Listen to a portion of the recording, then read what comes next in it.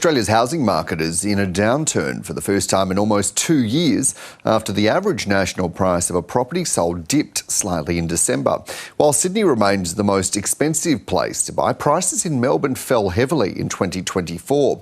This is according to the Home Price Index released today by PropTrack and the REA Group. Anne Flaherty is a senior economist with the REA Group and joins us now from Melbourne. Good morning. Thanks for joining us. Tell me, what does this all mean?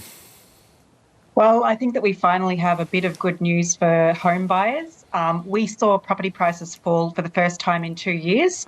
We have been seeing the speed at which property prices have been rising slow for quite some time, but this is certainly the first time we've seen them go backwards. And does this report give us any sense of why? Look, I think there's certainly a few reasons why, and I think interest rates are a big part of this. Interest rates have been sitting very high for quite a long time. And while we did see some relief in the middle of the year when we had those tax cuts, I think that a lot of people are just doing it really tough. The cost of living is rising. The speed at which wages are rising is slowing.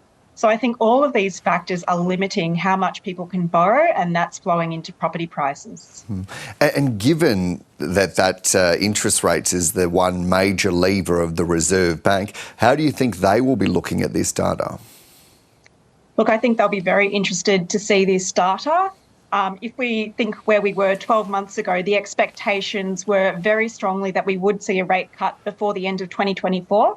That didn't happen. It's now looking like this year is going to be the one.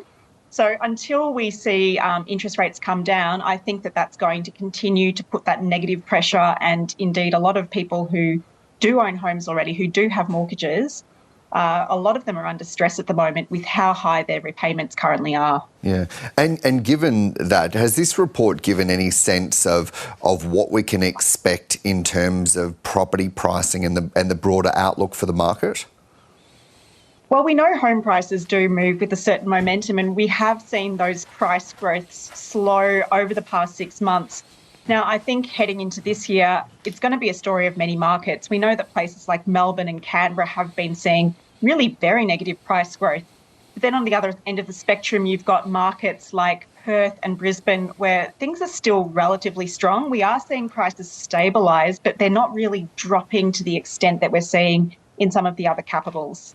And in fact, there was some reporting that there's increases. Some of the markets are growing. What do you put that down to?